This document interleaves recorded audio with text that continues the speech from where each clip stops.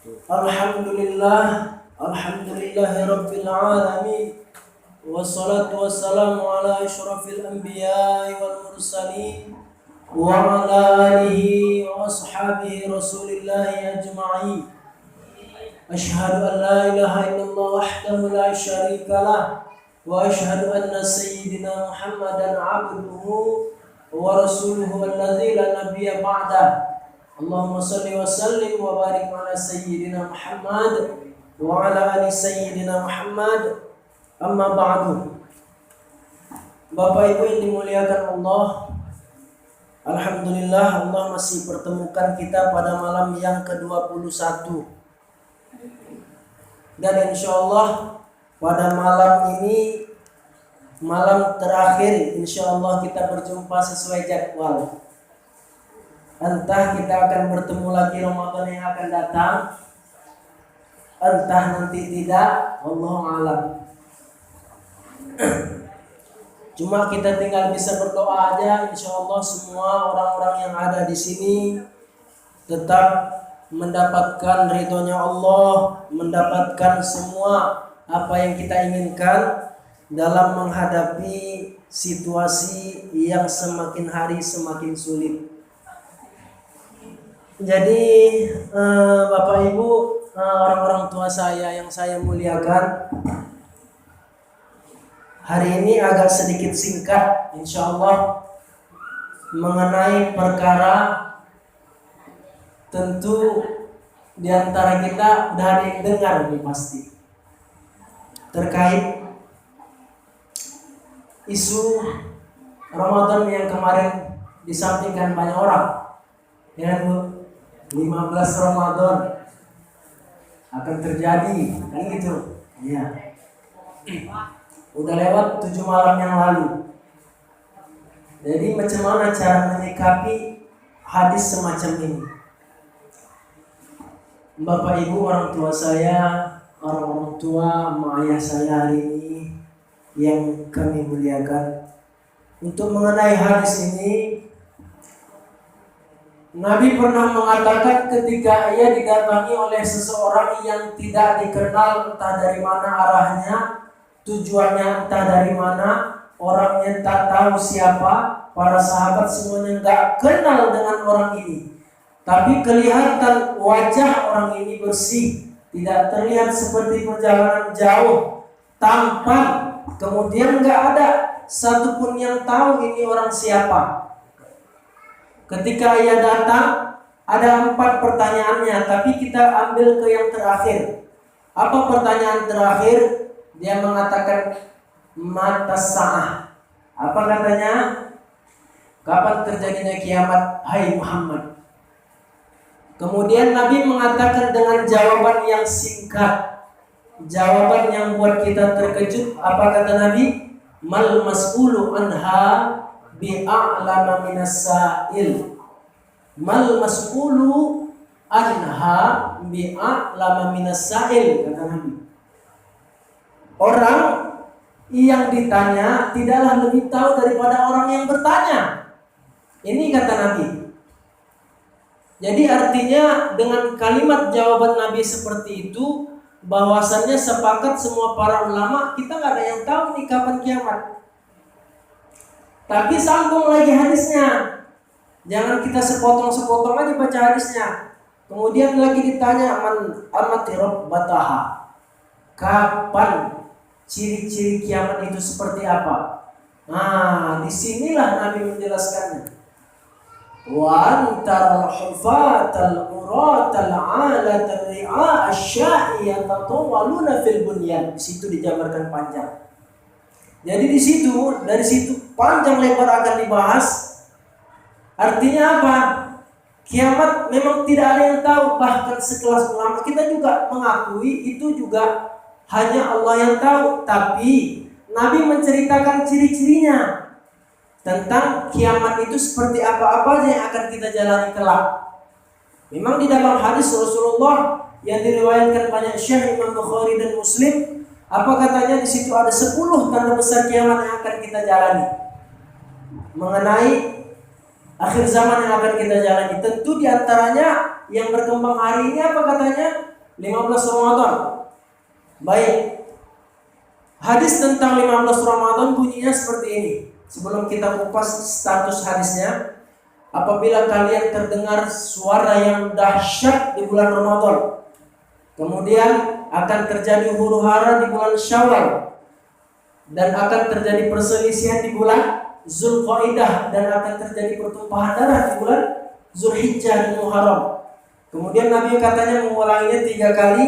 Kemudian di tanggal 15 Ramadan itu kalau kalian sholat subuhnya, setelah pulang sholat subuh masuk rumah, tutup pintu rapat-rapat, lubang-lubang tutup telinga, tutup selimut, dalam keadaan berwudu menghadap kiblat, ucapkan katanya sambil sujud, Subhanal Kudus, Rabbunal Kudus. Siapa yang buat, dia akan selamat. Siapa yang tidak, dia akan binasa. Hadis riwayat Nu'aim bin Hammad. Bapak Ibu yang dimuliakan Allah, bagaimana status hadisnya? Imam Az-Zahabi, Imam As-Suyuti, kemudian Imam Ibn Jauzi mengatakan status hadisnya memang dia maudhu, palsu. Betul. Kemudian hadis yang diriwayatkan dari Syekh Nu'aim bin Hammad, bagaimana statusnya? Hadisnya menurut Syekh Nu'aim bin Hammad dhaifun jiddan, lemah sekali hadisnya. Tapi yang buat dilema kita hari ini apa? Seorang syekh dari Timur Tengah bernama Dr. Muhammad Amin Muhammad Jamaluddin mengatakan dia telah menemukan hadis ini di dalam kitab Sahih Bukhari. Macam mana posisi kita? Syekh Bukhari mengambil sanadnya bukan dari hadisnya, dia melihat dari posisi arti dari sanad Nu'aim bin Hammad. Nu'aim bin Hammad ini mengambilnya daripada sahabat dulu yang bernama Ibnu Abbas, ketika Nabi menyampaikan kepada dia ditandai oleh akhir zaman itu hari ini. Ibnu Abbas nampak itu di atas meteor lewat berekor, dan dengan yakin hatinya besok akan terjadi dukhon. Dari situlah Syekh Nu'aim bin Hammad mengambil hadisnya. Jadi macam mana cara kita hari ini? Apakah dengan cara kita hari ini kita harus saling mengatakan wah enggak betul, terus kita mengatakan juga enggak betul, palsu itu segala macam, terus kita juga harus meyakini? Jangan. Apakah kita harus jadikan landasan akidah? Enggak boleh. Jadi macam mana status hadis ini mau kita buat? Jadi Bapak Ibu yang dimuliakan Allah, cara menyikapi hadis ini tentunya dengan cara mengakui diri kita ini zalim sama Allah. Kita akui hari ini kita banyak berbuat dosa sama Allah, kita banyak berbuat maksiat sama Allah. Apa contoh-contohnya? Banyak yang kita buat. Contoh, ini mohon maaf buat ibu-ibu, apa maksiat yang dibuat para wanita hari ini? Mereka keluar menampakkan apa yang diharamkan Allah. Apa itu? Aurat. Seharusnya yang mereka keluar dari rumah itu yang mereka tampakkan hanyalah wajah dan telapak tangan. Itu bentuk maksiat. Yang laki-laki macam mana? Yang laki-laki, ini mohon maaf juga ini untuk bapak-bapak juga, khususnya saya juga ini. Yang laki-laki membiarkan istri dan anaknya membuka aurat, ini juga berdosa. Salah. Nggak usahkan orang tua saya, awak pun kadang kebablasan. Nggak nampak awak keluar juga ini ke rumah ke depan nampak kakinya. Tiba nampak awak pelototi kakinya, masih dia lagi ke dalam. Jadi disinilah kira-kira maksiat yang kita buat. Apalagi selain haram yang kita lakukan itu dalam bentuk perbuatan yang mendekati dosa. Contohnya apa? Ini mohon maaf lagi ini sama orang tua saya. Perbuatan yang mendekati dosa apa itu? Hal yang berhubungan dengan makruh. Apa itu contohnya? Balik lagi minta maaf lagi ya orang tua. Rokok kan khilafiyah Ustaz ya. Memang kalau menurut fatwa ulama Indonesia ya khilafiyah karena lantaran di sana ada kertas nominalnya. Tapi kalau misalnya di dalam hukum syariat Islam tidak ada di dalam perkara rokok itu khilafiyah. Ustadz mana yang mengatakan itu khilafiyah? Ustadz Somad haram. Ustadz Adi Hidayat haram. Pak Agim, siapa lagi? Kemudian ulama-ulama yang soleh kita tengok, nggak ada yang kita tengok orang itu merokok. Jadi di sini macam mana cara menyikapinya? Tentu kita hari ini bukan saling menyalahkan saudara kita lagi. Kondisi hari ini kita tentunya jangan pernah kita menyalahkan orang lain dan jangan pernah kita hari ini mengatakan kita ini betul. Karena kondisinya hari ini kalau kita sampai mengatakan kita ini betul dari orang lain, apa bedanya dengan iblis yang mengatakan ana khairum minhum, aku baik daripada dia. Sementara kita diperintahkan Allah hari ini harus mengatakan kita ini harus perbanyak istighfar hari ini sama Allah. Kalaulah 15 Ramadan kemarin malam 15 Ramadan kemarin jatuh itu hantaman meteor, kita mau lari kemana, Pak? Kalau seandainya itu jatuh di Amerika, efeknya kemarin apa? Angin. Anginnya aja terbang bisa melepaskan seng-seng rumah kita. Itu kalau jatuh. Nah hari ini setelah udah lewat masanya, saya tengok la ilaha illallah, tengok di media sosial ulama-ulama yang menyampaikan perkara akhir zaman dihujat, Bu. Yang menghujat bukan orang-orang awam, orang-orang yang pandai ilmu agama. Yang menghujat orang-orang yang jago-jago juga baca kitab. Yang menghujat juga bukan orang-orang biasa. Artinya di sini seolah-olah kalau kita menghujat sesuatu yang diperingatkan Allah di dalam Al-Quran dan Sunnah, apa bedanya kita dengan kaum munafikun? Bapak Ibu yang dimuliakan Allah Subhanahu wa taala, sampai dikatakan mereka, saya tengok tuh status-statusnya di media sosial, sudah lewat masa orderan kiamatnya Ustaz. Selamat ya, sudah lewat jadi panitia kiamat. Innalillahi wa inna ilaihi raji'un. Kenapa hari ini kita enggak jadikan hadis itu menjadi motivasi kita untuk beramal? Kita jadikan ini motivasi ke depan. Apa yang mau kita buat hari ini? Artinya apa? Makna dari isu yang berkembang di belakang hari kemarin, 7 malam yang lalu, isu yang berkembang itu menyuruh kita untuk meninggalkan semua perbuatan zalim. Disuruh kita tinggalkan riba, disuruh kita tinggalkan urusan leasing, disuruh kita lagi tinggalkan urusan hutang piutang, disuruh lagi kita tinggalkan hal-hal yang berbau Allah nggak suka, ditambah lagi sesuatu yang dekat kepada maksiat, dekat kepada dosa, itulah makruh. Ditambah lagi apa? Dipaksa kita sama Allah supaya apa? Si laki-laki jangan lagi kasih anak bini keluar rumah. Kalau bisa keluar rumah yang nampak cuma muka sama telapak tangan aja. Kan ini makna daripada hadis itu. Allah perintahkan kita di saat itu, kita dikhawatirkan dengan sesuatu yang dahsyat. Kalau seandainya Allah mengatakan di dalam Al-Quran surah Ad-Dukhan ayat 16, Allah mengatakan yauma nabatishul batsyatal kubra, pada hari ini aku hantamkan bumi aku hantamkan bumi sekeras-kerasnya. Itu kalimat Allah, yauma nabatishul batsyatal kubra. Seandainya itu Allah hantamkan, kita nggak bisa bergerak. Mau lari kemana? Paling nggak jalan satu-satunya kembali hari ini kita kepada Allah. Kita mengucapkan kita ini zalim ya Allah, meneteslah kita air mata ini di hadapan Allah. Selama hidup kita ini banyak yang kita buat. Dulu kita juga merasa diri kita betul, tapi hari ini kita harus meyakinkan orang lain bisa jadi betul daripada kita. Tapi hari ini apa yang terjadi?